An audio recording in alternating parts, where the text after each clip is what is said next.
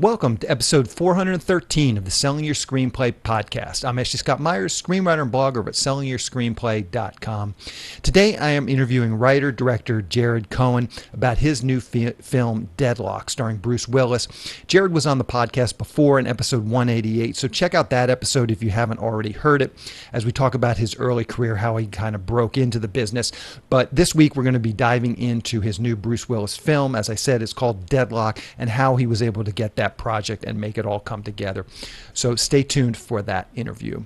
If you find this episode valuable, please help me out by giving me a review in iTunes or leaving a comment on YouTube or retweeting the podcast on Twitter or liking or sharing it on Facebook. These social media shares really do help spread word about the podcast, so they're very much appreciated. Any websites or links that I mention in the podcast can be found on my blog in the show notes. I also publish a transcript with every episode in case you'd rather read the show or look at something later on. You can find all the podcast show notes at www.sellingyourscreenplay.com/podcast. And then just look for episode number 413. If you want my free guide, How to Sell a Screenplay in 5 Weeks, you can pick that up by going to sellingyourscreenplay.com/guide. It's completely free. You just put in your email address and I'll send you a new lesson once per week for 5 weeks, along with a bunch of bonus lessons. I teach the whole process of how to sell your screenplay in that guide. I teach you how to write a professional logline inquiry letter and how to find agents, managers, and producers who are looking for material. Really is everything you need to know to sell your screenplay. Just go to sellingyourscreenplay.com/guide. So quick few words about what I'm working on. The main thing I've been working on the last couple of weeks is getting ready for the film festival that I am going to be running next year. It's planned for October 7th and through October 7th through October 9th, 2022. I've been talking about this for a while now on the podcast, but I actually am getting very close to having everything set up and actually officially launching. My plan is to start accepting submissions in late January or early February, and we'll also be launching the SYS Screenplay contest at that time as well, so keep an eye out for that. Right now, I'm just talking with some industry contacts that I have to see who might want to come on and help out as being a judge for the film festival. Some of the same people that I've used as judges for the Screenplay contest, some new people as well. Anyways, this is moving along nicely, and hopefully I'll have some big announcements here in the next couple weeks about all of that and when the actual launching of it is. We did get our poster back for the Rideshare Killer. I'll be sharing that on social media, so check out our Twitter page, Facebook page for Selling Your Screenplay. I'll post that stuff over there. Have a look at it. I'm very happy how it turned out. Very excited to show the poster to everybody. We're still trying to get everything ready in terms of our deliverables for our official release, which at this point I'd say is probably going to be, March-ish. So still probably a couple of months away, but definitely keep an eye out for that. And as I said, I'll hopefully have some more announcements here in the coming weeks on all of that. But I'm just excited to get the film finished and kind of get it out there and just kind of see what sort of reception the film gets. I've been talking about this too in terms of NFTs and crypto and how I can kind of incorporate that into what I'm going to be doing with RSK. I might actually do an experiment. I've sort of been toying with the idea of doing an experiment with my previous film, The Pinch, just minting a NFT or two, not really doing much of a launch, really just just doing a couple NFTs for The Pinch, just to get through the process so I understand the process. There's still not a lot of really good information, helpful information on how to actually do this, which is part of the problem. It's very, very early with all this NFT stuff. So that's probably what I'm going to do is I'll probably create an NFT or two, maybe 3, 4, 5 for The Pinch, just to kind of see how it goes. And then I've got hopefully some bigger plans for the Rideshare Killer and what I'm going to do with that with NFTs. So stay tuned for all of that. As I said, hopefully in the next couple of weeks I'll have some announcements about all of that. So now let's get into the main segment. Today I am interviewing writer-director Jared Cohn. Here is the interview. Welcome back, Jared, to the Selling Your Screenplay podcast. I really appreciate you coming on the show with me again. Yeah, thank you so much for having me. It was great speaking last time, and I always say I appreciate people like you that promote independent film. Happy to do it. So, as I mentioned, you were on the podcast before, episode number 188. We talked about your film, Devil's Domain. So I would refer people back to that episode. We got into sort of your backstory, how you got into the business. And then today we're going to talk more about your new film, Deadlock, starring Bruce Willis. So maybe to start out, you can give us a quick pitch or a log line. What is this new film all about? So, Deadlock, it's funny because originally originally was called Reactor. It's one of those projects I was running around Hollywood for years trying to pitch. Huh. So for so for me, part of it will that movie it will always be Reactor to some extent. Okay. Deadlock is new, but I think Deadlock's a great title. I think I don't know who came up with it, but what it's about is basically a guy whose kids were like wrongly imprisoned, and so he's wants to get revenge against the system. So he winds up holding up this power dam and basically starts opening the floodgates and flooding the town until the police admit what they did was wrong, to get his kid out of jail. Mm-hmm. So where did this story come from? What was sort of the genesis of this story? I had some sort of meetings around town, just talking to different people about, what kind of stuff they were looking for, and I took a little bit, keep it contained, write a role, that someone like a Bruce Willis or can come in and he can shoot on all this stuff in one day, and so it was kind of crafted with what I thought would work, and with the people that I knew to pitch to, and that's been a good that approach has helped me certainly in quite a few other endeavors as well, sort of writing what works, it's not it's an action movie, but it's not an action movie that you need hundreds of army guys and 25 explosions. Like still got the guns, you still got the guys shooting and running and jumping and fighting and doing all this stuff, but it's contained. It's all, Yeah. So let me just touch on something you mentioned just a moment ago. You said you had written this script several years ago and pitched it around town and not gotten a green light. Maybe you can talk about that process a little bit. So when you had this idea, you wrote this spec script, you started taking it out. What is a guy like you? At this point, you had a bunch of credits, you had a bunch of contacts in the industry. What did you do with the script just on that first initial trying to get it made? It was tough, man. I'll be completely honest. When I first, wrote it, I was talking to one producer, and he was like, write this. So I took the time. I wrote it on spec, turned it in, and then he's like, all right, I'm going to take it. I'm going to shop it. And then you're like, you just, you send the PDF, and you pray to the movie gods or whatever, and and wait, and you wait, and then fine. This company passed. That company passed.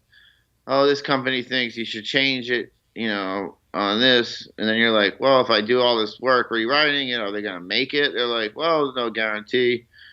You're like, all right, well, let me just, I'm in it this deep, so let me keep going. So I rewrote it, and then it got optioned by like a good company. And I'm like, yeah, it's gonna, they're calling me. We're gonna get, we're gonna put so and so and this and that and these big names in the movie. And I'm like, I was like, yeah, finally, I've been running around with this script for years in Hollywood, and now I feel like the script might be even a little dated or whatever. And then of course I get a phone call like shortly after, like, yeah, all that cool stuff we just told you that was gonna happen, forget about it. It's not. And then so back to square zero, square one. And so, just living life, working, whatever. And hey, man, another guy asked me, do you have any action scripts? And I go, well, I got this one, and option just ran out, and here you go. And they, we like it. We're going to make it. And at that point, I'm like, okay, great. But I'm not, I don't get excited anymore, just because I've had too many false hopes, false stuff. So And then, you know, the paperwork starts materializing, and and I'll even, yeah, and then you get the, and then and I actually went out to Georgia to shoot it the year before, but they couldn't get a location. So I thought the whole movie was going to fall apart because it was originally written to be set at a nuclear power plant. Nobody could get a nuclear power plant. So I thought they sent me packing back to LA, and I didn't hear anything for like a month or so, and I'm just like, yep, back to square zero. And then they call me and they're like, we got a power dam. It's really dope. It's a water dam. And I'm like, at first I'm like, how am I gonna make this? That's a completely different movie. You know, luckily, you know, one of the producers was like, look, Jared, just make it work, right? You know, change the Yeah. whatever you gotta change, because, you know, we got Bruce Willis. You know, they like the script. His Cam likes the script, so you know, flesh it out more and make it work at a water dam. So I did that, and I also got to give a shout out to Cam Cannon, who helped me with a rewrite, and I share a writing credit with on the script, and he's a great guy. He did so it's like I wrote the first draft. He rewrote the second draft, and then I wrote the draft that changes it from an energy reactor to a nuclear energy reactor to a water dam. So it's like we tag team it, and you know, without him, the movie wouldn't have been able to get made. So it was a journey. I mean, honestly, it was like 8 years. I think I wrote the first draft 8 years ago or so. Wow, wow. I'm curious. So, as you optioned this script early on, and as you were talking to this second batch or third batch of producers, is it always just assumed? I mean, you have a good resume now of projects that you've directed, but as a writer, is it just assumed that you're also going to be the director on this project, or is that something you negotiate along the way? And how do you sort of put yourself first in line to direct it? How do you sort of negotiate that beat? Great question. I mean, you gotta fight. You gotta lock in. And you gotta fight. You gotta just say it tooth and nail. Like, I'm directing this movie, and like, because as soon as you say, yeah, well, you know, I really want to direct, but you know, if someone bigger comes along, and then I'll not direct. So I mean, for me, directing is like, that's what I want. You know, that's what I do best, I feel, and what I want to do most. So if it's my script, then I make sure that in the writer's deal that there's some legal language that says, you know, I am also going to direct this movie. Gotcha. So let's talk about your writing process. And you mentioned Cam Cannon. Maybe you can talk about that a little bit. So you wrote this first draft. How did you meet Cam? And then what do you pitch to him? Like, how do you sort of bring him into the fold of doing a rewrite on a script that you've written? Was he involved in the conceptual phase at all? He just started with this. Maybe you could describe that relationship a little bit and how it works. It was funny 'cause, I mean, I met Cam at a completely different meeting. He was the head of development. And I think I went in with Reactor, and when he was at a big company, and there was interest, and they were another company that was also going to option it. I talked to Cam, and he's like, "Hey, look, man, you know, I really like the script, but to be honest with you, like, this is the situation at the company I'm at now. You know, they were sort of busy, preoccupied with some other projects, so." I got along with him. We met up for, like, you know, for lunch, and he's like, look, let me take, you know, I think he said something to the effect of, you know, if he could take, you know, a crack at the script, and he's got some people he could take it to. So I said, sure, man. You know, look, I mean, I had nothing to lose at that point, you know. I mean, I just had a PDF and an FDX file. He took a crack at it, and I got that draft to you know, someone else. It's like, none of the plans, like, ever worked. Like, you know, I was supposed to get it they were supposed to option it, this company A, and they were supposed to make it. Like, that didn't work. Like, you know, we were supposed to run into that. Like, the way it happened was just kind of out of the blue. Not out of the blue, but it was just because of all these other things, but not. But like it was just the universe just kicking us across the field. Yeah, I gotcha. So let's talk about your writing process a little bit.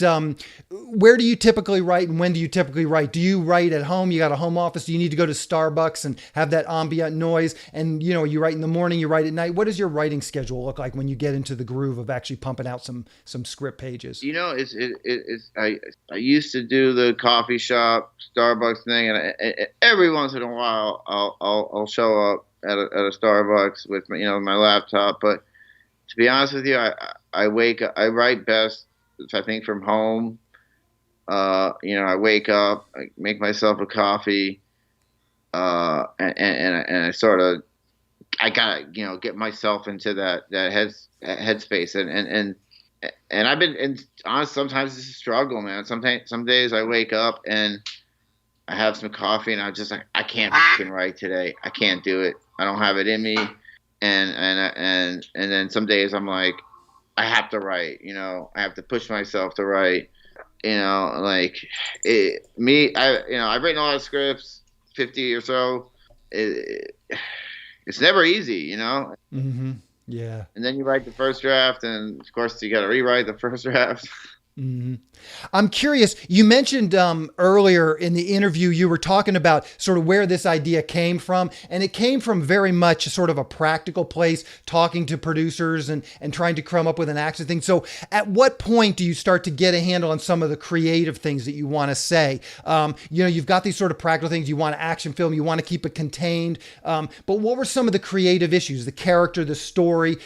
What did you kind of get a hold of, and where did that come from? Like, where did some of these creative decisions come from for you? So, I mean, I always write for, an actor, like for a lead role, because I know if you can write, or for a bad guy, but if you got a couple roles in there that are really good and juicy, that an actor is going to want to play, because that, at the end of the day, it's about getting that name actor, and you just need one, like you need like, depending on the budget, like if it's a Bruce, if someone like Bruce, or if you can secure the talent, and if you can write a movie, regardless of what the plot or the genre, but if an actor reads it and is like, I want to act that role, like I want to play that character because that character is cool,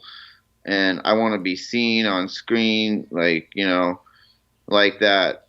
That's a good approach if you to for the writers to say, to write it for write a role juicy that that guys want to be and girls want to be with, type of thing, or vice versa. And these days, also synonyms and stuff. Yeah. But if you write that role, man, the actor's gonna want to play it. Hopefully. No guarantee. Yeah.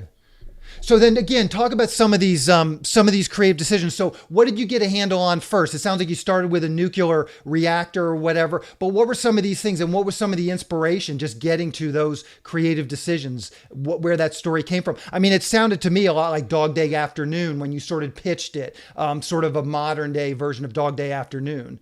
Yeah, I mean, with the nuclear reactor, like I was like, there hasn't really been movies where a guy is like threatening to melt down a town. So that was kind of the, like, let me try and be original moment, and let me write a movie where a guy takes over a nuclear power plant and he threatens to melt down the town. And at one point in the draft, at the end of the movie, he pushed the red button, the whole town blew up, and he went out like the Joker. And then, of course, that's not the Hollywood ending, that's not the good ending. So it's like, it kind of went more traditional, where the good guy wins, he gets the girl, blah blah blah.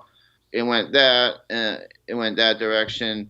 But I really wanted it to be like a rough anti-hero, guy that is sort of an everyday kind of guy, but he is ex-military, of course, because I wanted it to fit into that genre box too.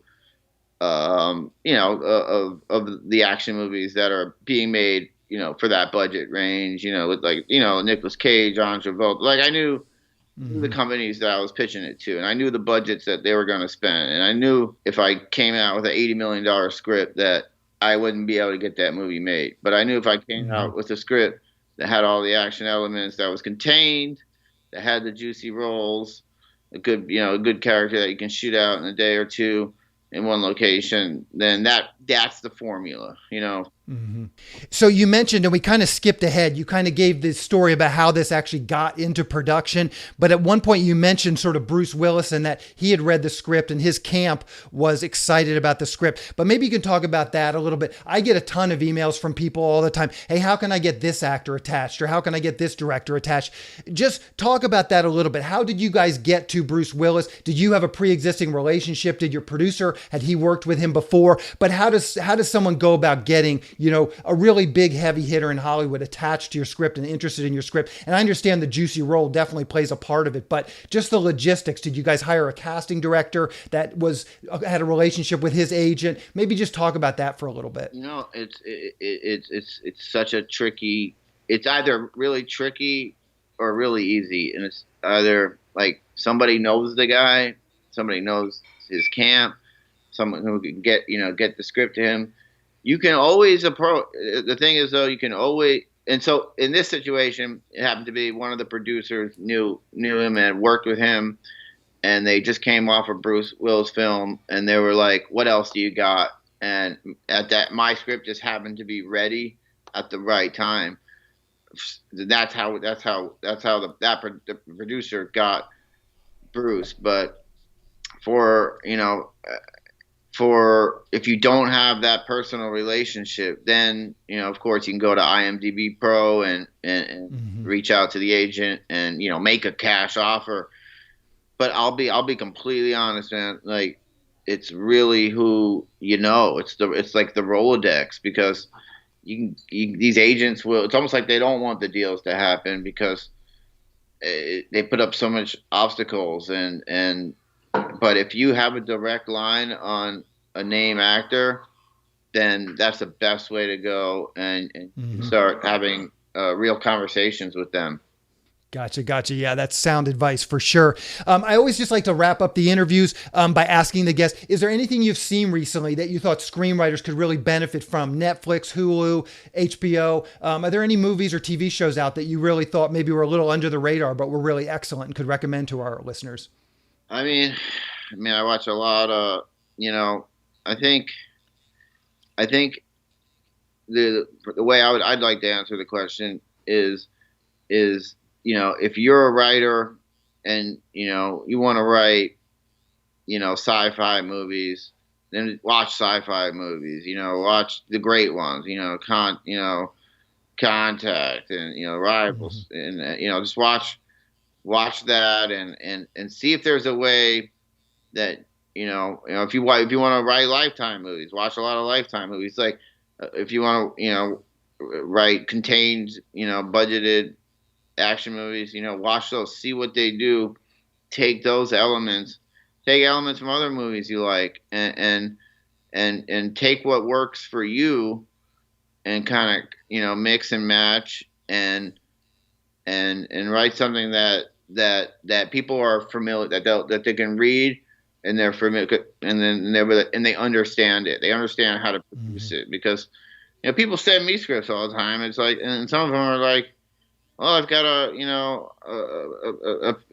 a drama set in the the 1800s," and I'm like, "This is like, why are you sending me this? You send that email to Focus Films or someone, know who you're pitching to, and know what. Like I know, it's taken me 20 years to figure out what kind of movies to write, or that I should write. Like I can go off and there's movies that I'd love to write some sort of love story or not. I mean, not that I'd love to write that, but I can go off and write all these movies that I think would be cool, but I want to go off and write movies that I think would be cool and that would make financial sense and would attract an actor and have a good chance of getting produced. Mm-hmm. Yeah, sound advice for sure. How can people see Deadlock? Do you know what the release schedule is going to be like? When is it going to be available? December 3rd, it's dropping. Okay. I think it'll be on Amazon and probably a bunch of other platforms. Redbox, I think, or maybe. But yeah, I would probably say Amazon for sure, because they have everything.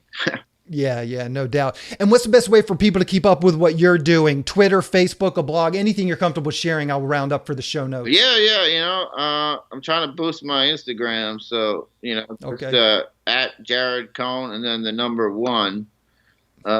So yeah, definitely. I post movie stuff, and you can find me there. You can shoot me a message there. You can tell me I suck there. I get a lot.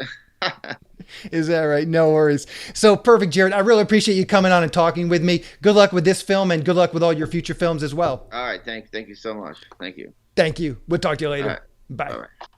I just want to talk quickly about SYS Select. It's a service for screenwriters to help them sell their screenplays and get writing assignments. The first part of the service is the SYS Select Screenplay database.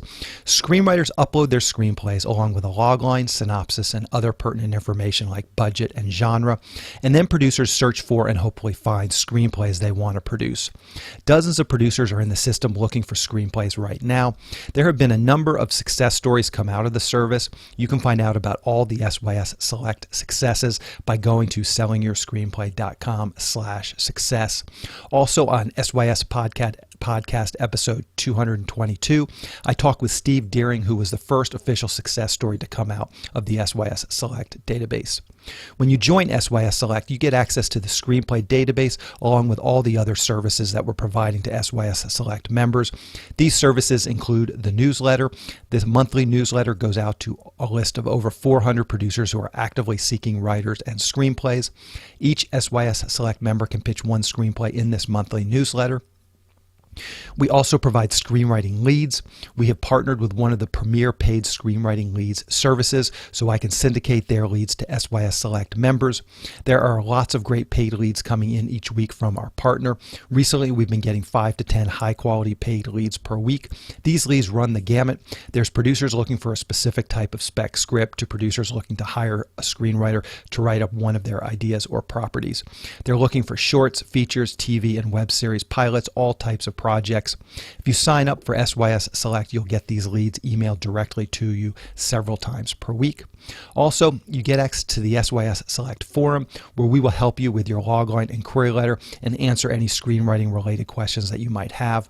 We also have a number of screenwriting classes that are recorded and available in the SYS Select forum.